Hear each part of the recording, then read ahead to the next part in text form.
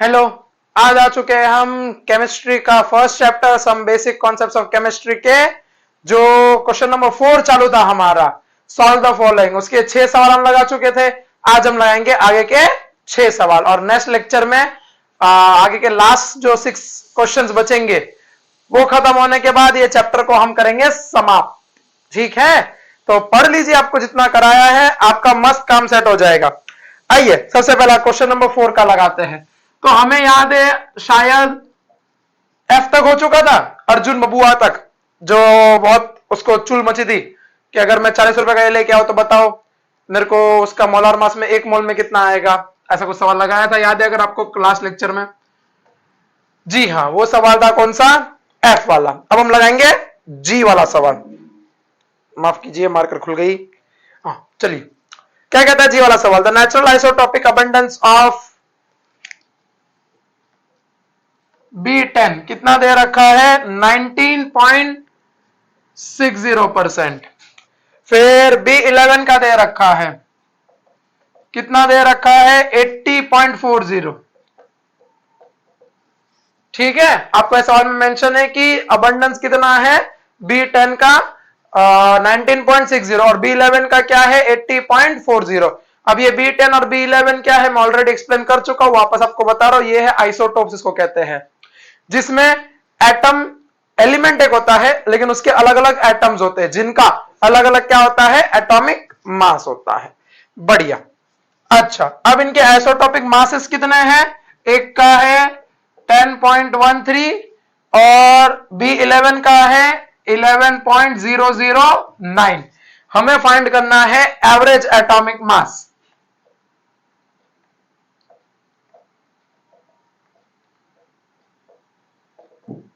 ये फाइंड करना है, टू फाइंड। ये है गिवन, जी का गिवन। ठीक है, चलिए सोल्यूशन हम फॉर्मूला ऑलरेडी पढ़ चुके हैं।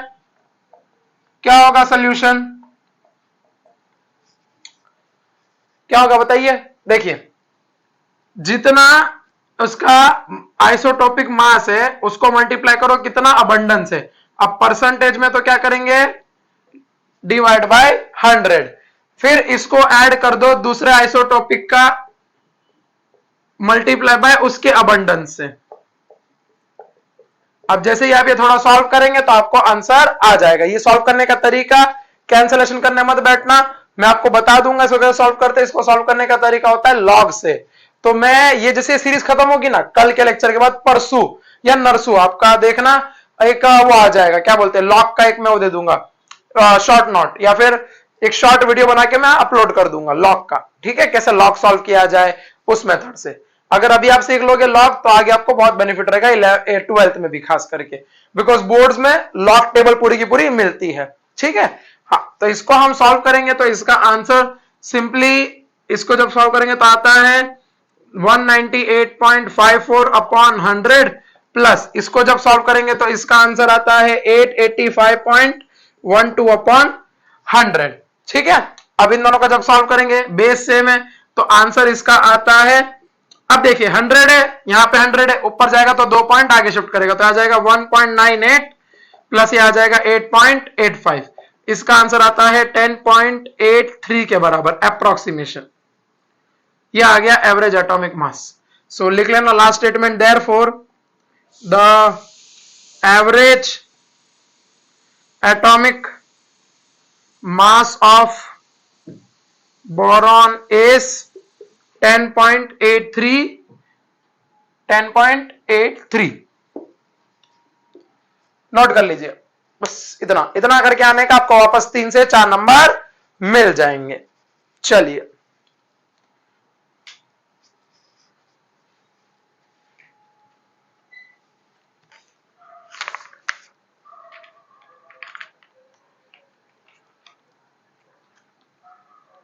मुझे जीने नहीं देती है याद तेरी। चलिए आगे बढ़े।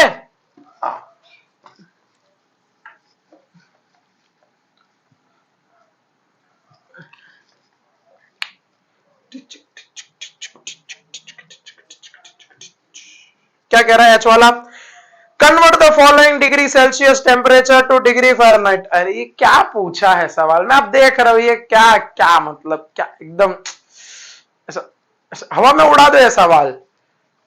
सबसे पहला एच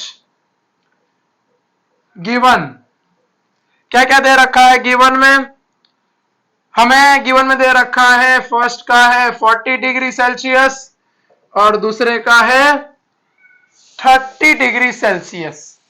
ठीक है बबुआ, समझ में आया? बहुत बढ़िया, चलो आगे बढ़ते हुए हम लोग, ठीक है।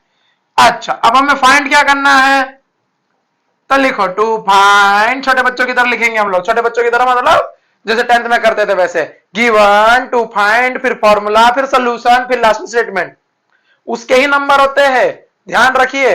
आप अगर सवाल में आपको मान लीजिए आपको कुछ ना आ रहा हो, कुछ ना आ रहा हो मतलब जैसे कि आपको फॉर्मूला पता है लेकिन आप कैसे सॉल्व करो समझ में ना आ रहा हो, तो क्या करो, गिवन लिखो, टू फाइंड लिखो, फॉर्मूला लिखो, इतनी 3 चीजें लिख के आओगे, आपको डेढ़ नंबर मिलेंगे। अगर 3 नंबर का सवाल है तो डेढ़ नंबर समझ में आता है, डेढ़ नंबर होता है 1.5 नंबर, यानी आपकी भाषा में 1.5 नंबर मिलेगा अगर 3 से 4 नंबर का सवाल है तो। अब ये जो 1 नंबर है वो किसके लिए मिलेगा, वो मिलेगा फार्मूला के लिए, और ये जो आधा है वो किसके लिए मिलेगा, गिवन और टू फाइंड लिखने के लिए। तो आपको फॉर्मूला पता हो आपको 1 नंबर मिल जाएगा। और एंड में बोर्ड में क्या होता है पता है, ये डेढ़ को मतलब ये 1.5 को ये लोग 1.5 नहीं काउंट करते, ये लोग काउंट करते 2, समझ गए? अप्रोक्सीमेट कितना लेते हैं ये लोग, 2। तो देखिए कितना फायदा दे रहा हूं मैं आपको, और आप खुद का फायदा करवा सकते हो, समझ गए? और अगर मान लो आप फॉर्मूले भी याद नहीं है तो आपको आधा नंबर का लिख के आना है, गिवन और टू फाइंड, उसका आपको मिलेगा आधा नंबर, यानी कि एंड में वो कितना हो जाएगा, 1 मार्क के बराबर।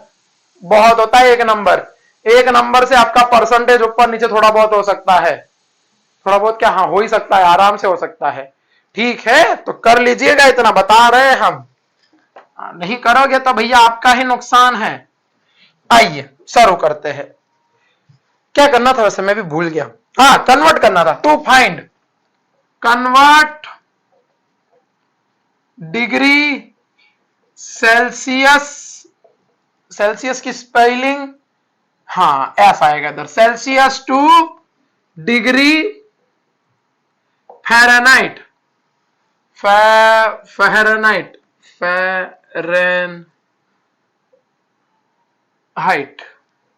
फ़ारेनहाइट, ये करना है। आपको फार्मूला पता है, फार्मूला आपको क्या लिखवाया गया है, याद कीजिए फार्मूला क्या लिखवाया है, तो फार्मूला लिखवाया है degree Fahrenheit is equal to 9/5 degree Celsius plus 32, बस यही फार्मूला आपको यूज करना है।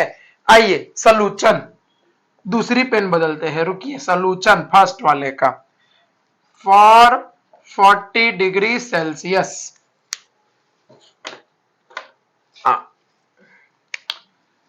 क्या कहता है हमसे formula, we know that 9/5 degree Celsius plus 32, कितना डिग्री दे रखा है, 40 डिग्री दे रखा है, दिख रहा है ना आप सबको?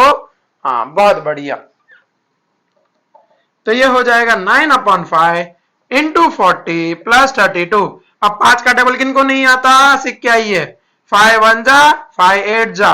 अब 9 का टेबल किसको नहीं आता, सीख के आइए, 9 8 जा 72। तो डिग्री फ़ारेनहाइट में क्या आंसर आ गया, 72 plus 32, 2 plus 2 4, 7 plus 3 104 degree Fahrenheit, ये आ गया answer. Therefore the 104 is the degree Fahrenheit of 40 degree Celsius. Therefore, 104 degree Fahrenheit is the conversion of 40 degree Celsius. समझ गए? बस ऐसा आपके मन में जो है बस आप लिख के आ सकते हैं। आप ऐसा भी लिख सकते हैं, therefore the answer is 104 degree Fahrenheit, ऐसा आप लिख सकते हैं। चलो अब दूसरा वाला क्या कहता है हमसे, दूसरा वाला 30 डिग्री के लिए बात कर रहा है रे।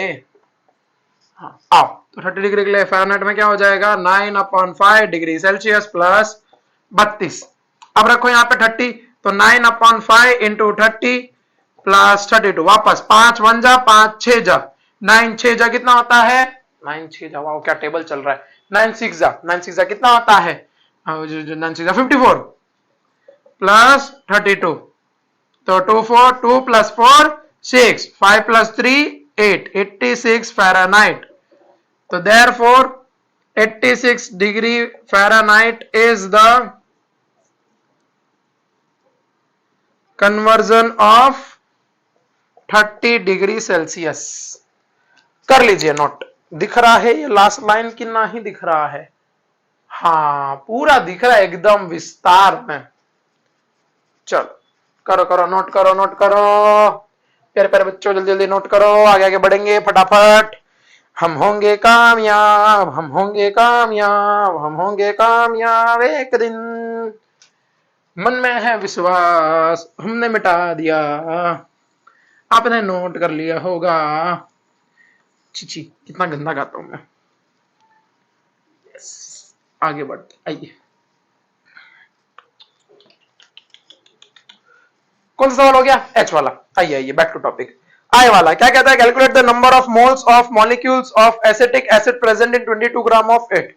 हमें बोला है नंबर ऑफ मोल्स और मॉलिक्यूल्स फाइंड करने हैं किसके, एसिटिक एसिड, कितने ग्राम में, 22 ग्राम में।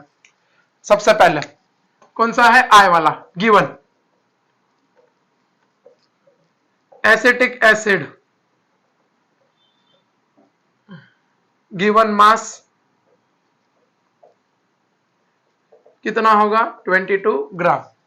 अब यहां पे ना एक और फॉर्मूला आता है, मैं आपको भी थोड़ा टाइम में बता दूंगा कि कौन सा फॉर्मूला आता है, क्या है, क्यों है, ठीक है।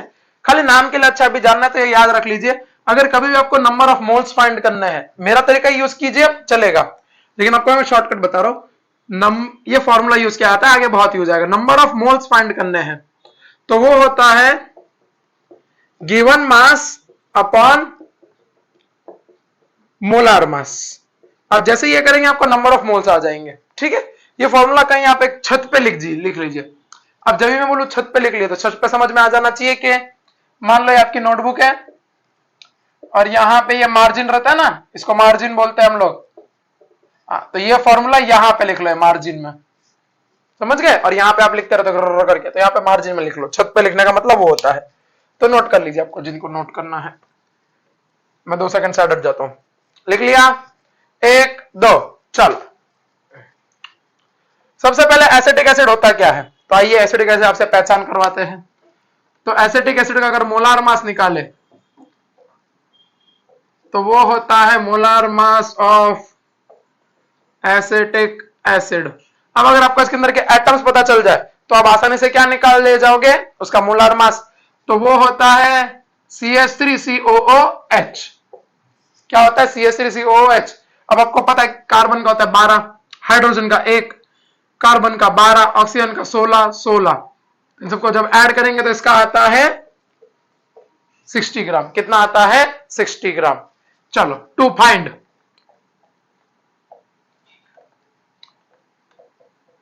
नंबर ऑफ मोल्स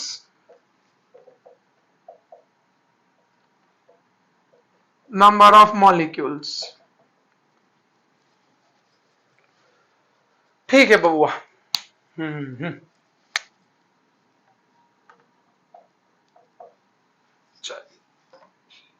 सॉल्यूशन, जिनमें फॉर्मूला लेगा आपको फॉर्मूला लिखवा दूंगा, जिनमें नहीं है उनमें नहीं लिखाऊंगा, ठीक है। क्योंकि आप डायरेक्ट कर सकते हो, फुकट में फॉर्मूले पे क्यों जाने का, इतना मगजमारी नहीं करने का, ठीक है। क्या करवाने वाला था मैं, हाँ चलो। अब मान लेते हैं, मान क्या लेते हैं, होता है 60 ग्राम उसका मोलार मास किसका, एसिटिक एसिड। और मैंने आपको बताया था मोलार मास यानी क्या होता है, मास ऑफ 1 मोल। तो इसका कितना हो जाएगा 1 मोल। तो बताइए 1 ग्राम में कितना आएगा एसिटिक एसिड का, 1 अपॉन 60 मोल, राइट। आपको सवाल में 1 ग्राम दे रखा है, आपको सवाल में कितना दे रखा है 22 ग्राम। तो लिख लीजिए 22 ग्राम एसिटिक एसिड कितना हो जाएगा 1 अपॉन 60 इंटू 22 मोल। तो ये जो ऐसे कैलकुलेट करेंगे तो ये हो जाएगा 11, ये हो जाएगा 30। 30 की टेबल मिलियन कब जाता है? 0.3666 से। तो आंसर क्या आ गया? 22 ग्राम में 0.3666 moles. Therefore, there are 0.3666 mole in 22 gram of acetic acid। समझ गए? बस पूरा वही कल हम जो कर रहे थे वही कर रहे हैं, और कुछ नहीं, सिंपल है एकदम। निपटाओ फटाफट। निपटा लिया? चलो दूसरा। दूसरा मतलब इसका पार्ट 2 भी बाकी है। अच्छा, अगली स्याही वापस काली पे आते हैं हम लोग। क्या कह रही है हमसे काली स्याही? ये तो फर्स्ट पार्ट हो गया। सेकंड पार्ट निकालने हैं नंबर ऑफ मॉलिक्यूल्स। चलो, कोई आइडिया कैसे निकालेंगे? यस, वही सेम तरीका। हमें पता है 1 मोल में कितने होंगे? 6.022 इंटू 10 की पावर 23 मॉलिक्यूल्स। ठीक है, तो 60 ग्राम होता कितना है? 1 मोल एसिटिक एसिड। 60 ग्राम एसिटिक एसिड कितना हो जाएगा? 1 मोल, यानी कि 6.022 इंटू 10 की पावर 23 मॉलिक्यूल्स। समझे? चलो आगे। अब 1 ग्राम में कितना होगा फिर?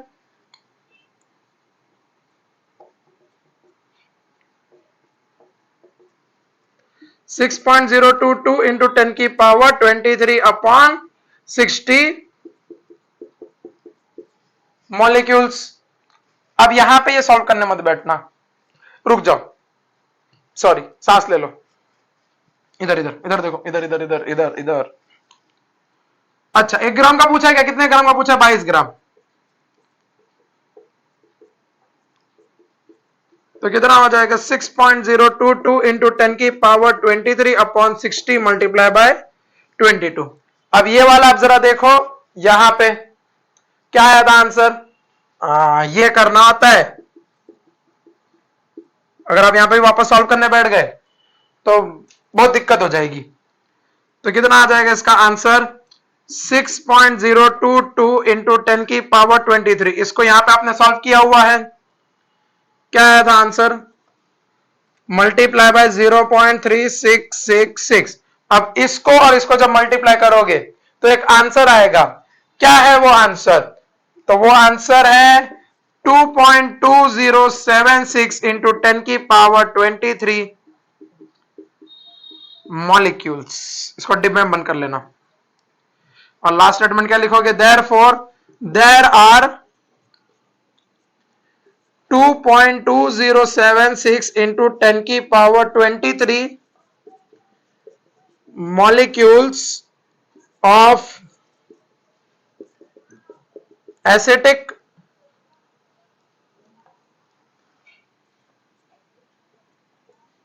acid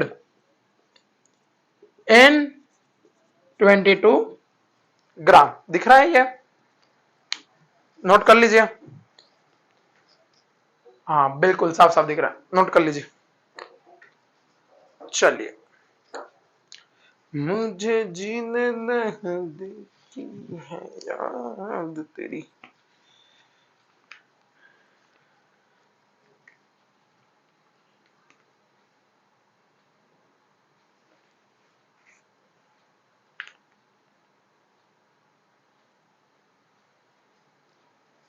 आइए अगला। देखिए बहुत सिंपल सिंपल चल रहे, इतना आपको सॉल्व करने का पूरे नंबर मिलेंगे, मैं बता रहा हूं सच में। आप कोई टेंशन मत लीजिए, हम हैं तो टेंशन ना ही लेने का।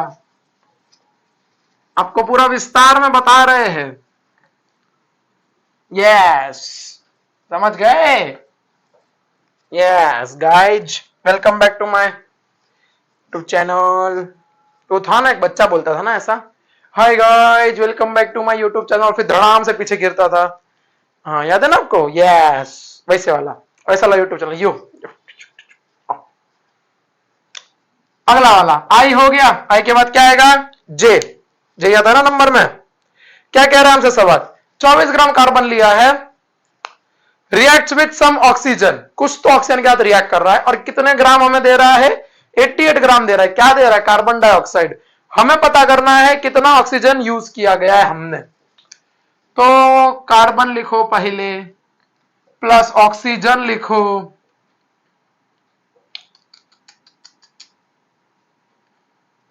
क्या दे रहा है,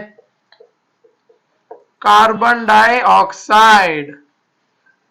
अब हम उसके हिसाब से नहीं चले तो हम अपने हिसाब से चलते हैं कि देखो, अगर एक कार्बन का मास कितना होता है, एटॉमिक मास 12 ग्राम, ऑक्सीजन का कितना होता है 16 ग्राम, कार्बन डाइऑक्साइड कितना होता है, मॉलिक्यूलर मास हम सबको पता है कितना होता है 44 ग्राम। ठीक है, पल्ले पड़ा सुअर। अच्छा, ये तो ऑक्सीजन की बात हो गई। हम यहाँ पे अगर ऑक्सीजन एटम मॉलिक्यूल की बात करें तो कितना होता है 32 ग्राम। मॉलिक्यूल के लिए आप समझ जाओगे, बिकॉज कार्बन डाइऑक्साइड का आपको फॉर्मूला पता है। देखिए क्या होता है, कार्बन प्लस, मेरे को क्या चाहिए CO2, कार्बन डाइऑक्साइड इसी को हम कहते हैं, राइट, CO2 को ही कहते हैं। तो यहाँ पे कार्बन तो एक है, ऑक्सीजन कितने हैं 2, तो यहाँ पे हम क्या करेंगे O2 लेंगे। एक ऑक्सीजन का होता है 16, 2 का कितना हो जाएगा 32, इसलिए हमने वो लिया है 32 ग्राम लिया है। चलो बहुत बढ़िया। तो अब अगर आप देख सकते हैं आपको सवाल में कितना दे रखा है 24 ग्राम, ये कितना है 88 ग्राम। अगर आपका थोड़ा तेज दिमाग चल रहा है मेरी तरह तो नहीं, आपका मेरे ज्यादा ही चलेगा, आप न्यू जनरेशन हो। क्या 24 12 का डबल है, हाँ। क्या 28 44 का डबल है, यस। तो जाहिर सी बात है यहां पे जो आंसर आएगा वो भी तो इसका डबल ही होगा, क्यों, रेशियो में तो चल रहा है। समझ गए। तो क्या लिखेंगे हम, since 2 into 24, 2 into 12 gram is equal to 24 gram carbon is used and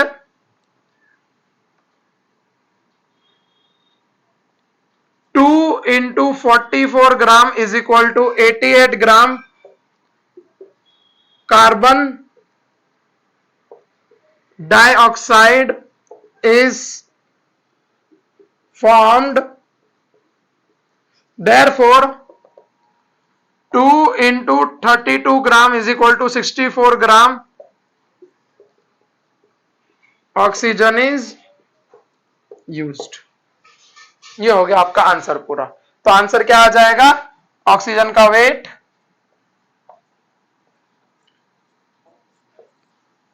64 ग्राम। समझ गए, बस ये इतना सॉल्व करके आना। अब अगर मान लो ये सवाल एक नंबर के लिए आया और आप अगर इतना करके आए तो फिर बहुत दिक्कत हो जाएगी। स्टोइकियोमेट्री अगर आपने पढ़ा रहेगा, मेरा लेक्चर नंबर 3 है, लेक्चर नंबर 2 है, टॉपिक 2 वीडियो 3 टाइप करना यूट्यूब पे, गुड ट्यूटोरियल स्टोइकियोमेट्री आ जाएगा। आप अगर इतना करेंगे तो दिक्कत हो जाएगी। करना क्या है, स्टोइकियोमेट्री ये कहता है कि मास में क्या होता है, मास दोनों का अगर ऐड करेंगे, दोनों का मतलब लेफ्ट हैंड साइड का ऐड करेंगे तो राइट हैंड साइड का मास मिलना चाहिए। 12 प्लस 32 करो 44 मिल रहा है ना। अब यहाँ पे 24 में ऐसा क्या ऐड करे कि 88 आ जाए, ये ना समझ में आया तो 88 में से 24 माइनस कर दो, कितना आएगा 64 ग्राम। इन दोनों को ऐड करो 88 ग्राम आएगा। समझे, ये खेल खेलना आना चाहिए, आप सीख जाओगे धीरे धीरे अगर आप शुरुआत से बने हो तो। सच बता रहा हूं, कर लो इतना कॉपी। मुझे जीना मैं, क्या था वो डोरेमोन का गाना, जिंदगी सवार दूं एक नई बहार दूं, दुनिया ही बदल दूं मैं तो मैं किसी का सपना हूं जो आज बन चुका हूं, मेरा नहीं जब शायद मैं करूं। चलो बबुआ, अगला सवाल, के वही जो आपको सुनने मिलता है हमेशा, ही सर कैसी कैसी बातें करते हो, के की बातें करते हैं। आओ क्या कह रहा है, कौन सा कलम ले, कंफ्यूज हो गए हम। आओ ब्लू वाला लेते हैं। तो क्या कह रहा है, calculate number of atoms in each of the following. अब आपको एवरेज एटॉमिक मास दे रखा है, गिवन में लिखो, क्या लिखेंगे गिवन में, तो गिवन में लिखो n कितना दे रखा है 14u, s कितना दे रखा है, किधर गया, 32u, और आपको कुछ दे रखा है, बस इतना ही दे रखा है। फाइंड क्या करना है, नंबर ऑफ एटम्स, किस किस में, सबसे पहला फाइंड करना है 0.4 मोल ऑफ नाइट्रोजन में, और दूसरे में क्या फाइंड करना है 1.6 ग्राम ऑफ सल्फर में।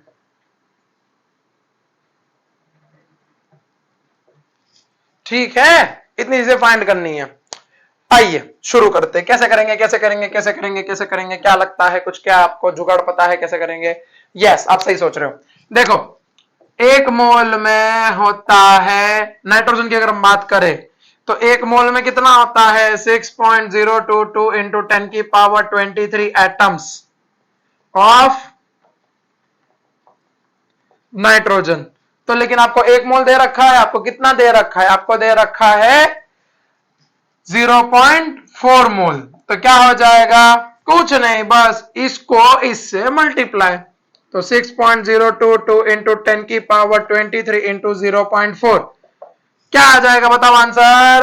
अब कहते हैं में आंसर आना चाहिए, बताइए। 2.4 इंटू 2.4088 इंटू 10 की पावर 23 एटम्स ऑफ नाइट्रोजन। बस हो गया। तो लास्ट स्टेटमेंट क्या आ जाएगा, देयरफॉर देयर आर 2.4088 इंटू 10 की power 23 atoms in 0.4 mole of nitrogen. समझ गए? बस इतना करो। कर लिया, चलो 1.6 का करते हैं वापस अगली स्याही उठाते हैं। वेरिएशन में लिखा करो तुम लोग भी, ऐसा नोट्स फिर जब खोलोगे तो ऐसा क्या सही दिख रहा है नोट्स, ऐसा लगेगा।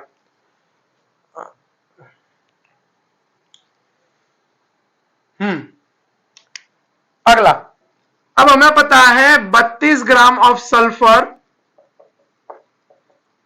कितना देता है, 1 मोल देता है। अब हमें यह पता है 1 मोल में कितने होंगे, तो 32 ग्राम ऑफ सल्फर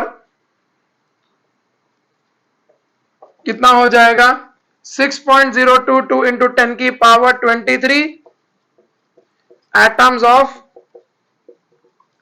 सल्फर हो जाएंगे, राइट। अच्छा, तो बताइए 1 ग्राम में कितना होगा, 6.022 इंटू 10 की पावर 23 अपॉन 32 एटम्स होंगे किसके, सल्फर के। तो अब बताइए, आपको 1 ग्राम दे रखा है सवाल में, नहीं, कितना दे रखा है 1.6, तो 1.6 gram of sulphur gives 6.022 into 10 की पावर 23 upon 32 multiply by 1.6।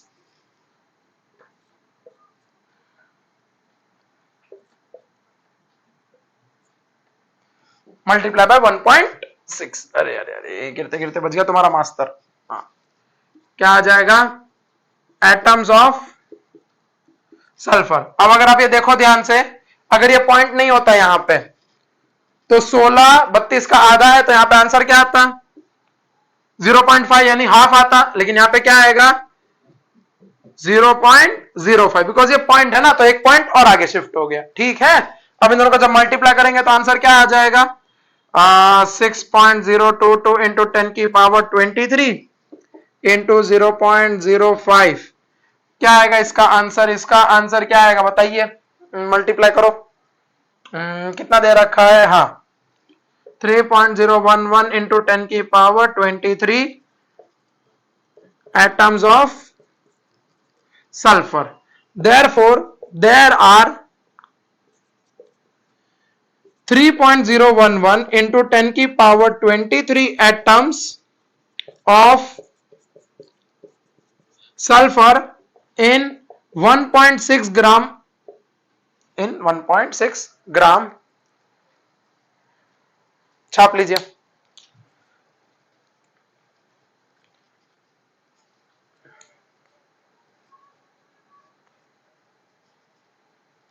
कर लिया, चलो आगे बढ़ते हैं।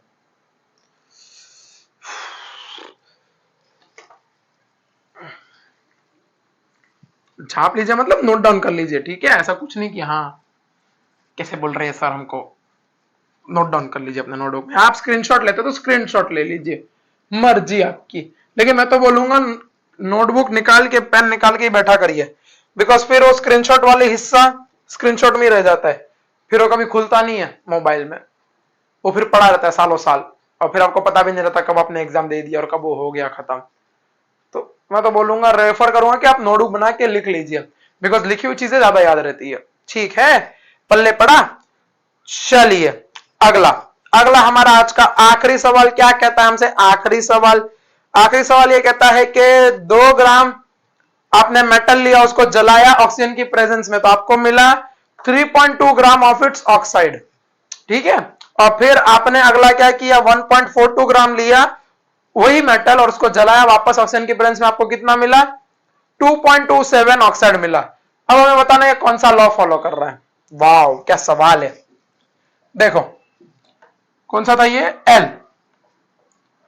तो ये कह रहा है मेटल है, ऑक्सीजन लिया है आपने कुछ तो, और क्या मिला है आपको? ऑक्साइड मिला है, ठीक है? पहले चित्र बना लीजिए, ऐसा आपको अच्छा लगेगा। कितना मेटल लिया था पहले केस में? 2.0 ग्राम, और कितना ऑक्साइड मिला? 3.2 ग्राम। अब जरा इन दोनों को माइनस कीजिए तो आपको ऑक्सीजन कहां आ जाएगा? तो इन दोनों को माइनस करेंगे तो कितना आएगा? 1.2 ग्राम। इसको कर लीजिए डिब्बे में बंद, क्यों? बिकॉज आपने ये फाइंड किया है। अगला क्या कह रहा है हमसे? अगला 1.42 ग्राम और कितना मिला? 2.27 ग्राम। तो डिब्बे में इन दोनों को माइनस करेंगे तो आंसर कितना आएगा? आपको सबको पता आंसर आएगा 0.85 ग्राम। इसको भी क्या कर लीजिए? डिब्बे में बंद कर लीजिए। अब आपको फाइंड करना है कितना परसेंट, अगर आप फाइंड कर लेंगे तो आपको आंसर पता चल जाएगा। चलिए मैं बताता हूं सॉल्यूशन। तो सबसे पहले परसेंटेज ऑफ ऑक्सीजन निकालिए। कैसा आएगा परसेंटेज ऑफ ऑक्सीजन? क्या लगता है, कोई तरीका? देखिए, given upon total multiply by 100, तो 1.2 अपॉन 3.2 मल्टीप्लाई बाय 100। इसको जैसे ही आप सॉल्व करेंगे तो आपको आंसर कितना आ जाएगा? 37.5%। ये फर्स्ट वाले के लिए कर रहा हूं मैं, 1 2, ये फर्स्ट वाले के लिए। अच्छा, परसेंटेज ऑफ मेटल निकालिए। तो given upon total multiply by 100, ऐसे तो परसेंटेज निकालते थे ना। आपका भी 10th का जो रिजल्ट है वो कैसे परसेंट निकालेगा? आपको जितने नंबर आए, टोटल कितने नंबर का था, मल्टीप्लाई बाय 100, यही परसेंटेज निकालते हैं। तो यहां पे आंसर क्या आ जाएगा? कितना दिख रहा है? क्या लगता है क्या आंसर आएगा? इसको कैलकुलेट करेंगे तो कुछ 62.5% ऐसा बनना चाहिए, ठीक है? 1.6, फिर इसको जब इससे डिवाइड करेंगे तो कुछ 62.5% ऐसा बन रहा है। चलिए ये तो हो गया फर्स्ट का। दूसरे का निकालते हैं, इसको रखिए साइड में रखिए। दूसरे का निकालेंगे तो किसका निकाले आप बताइए, क्या लगता है?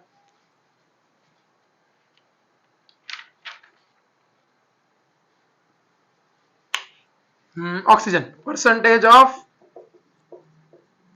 ऑक्सीजन कितना हो जाएगा? ये given upon total multiply by 100।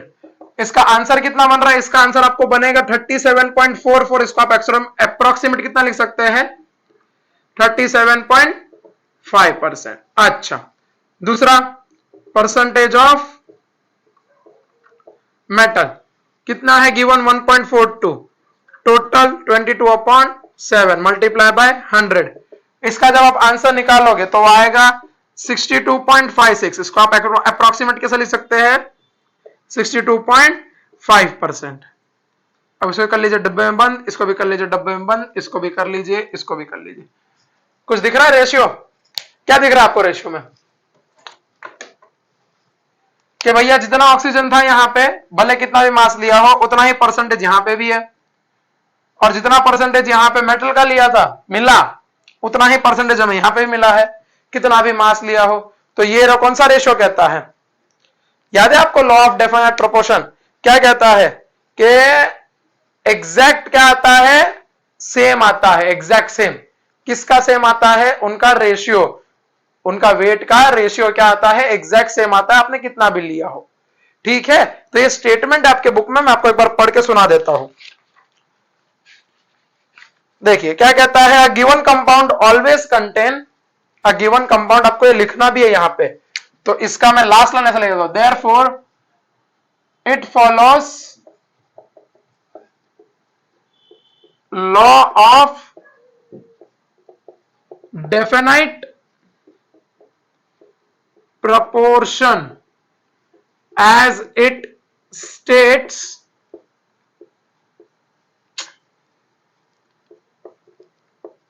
that, फिर वो क्या कहता है स्टेटमेंट कि a given compound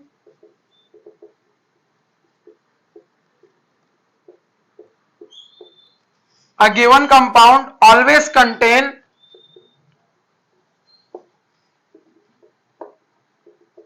exactly the same proportion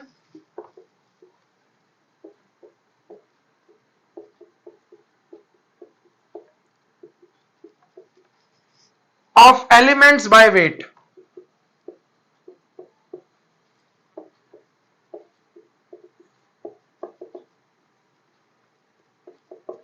ये इतना करके आने का आपको वापस 5 से 4 नंबर मिल जाएंगे जितने नंबर का सवाल रहेगा। तो इतना लिख लीजिए, मैं 2 मिनट के लिए साइड हट जाता हूं। कर लिया नोट? चलो बहुत बढ़िया। तो आज का हमारा लेक्चर इधर ही होता है समाप्त। अब कल का एक लास्ट लेक्चर होगा, उसमें हम बाकी के 6 सवाल कर लेंगे। तब तक के लिए इसको अच्छे से आप कर लीजिए सारा का सारा। ये लास्ट सवाल हो सके तो एक बार वापस रिपीट करके देख लीजिए, आपको समझ में आ जाएगा क्या किया है यहाँ पे। ठीक है, और आज के तो फिर भी इतने इजी सवाल ही थे। कल देखते हैं कैसे कैसे सवाल आते हैं हमारे पास और आगे के। पढ़ते रहिए। All the very best. Thank you.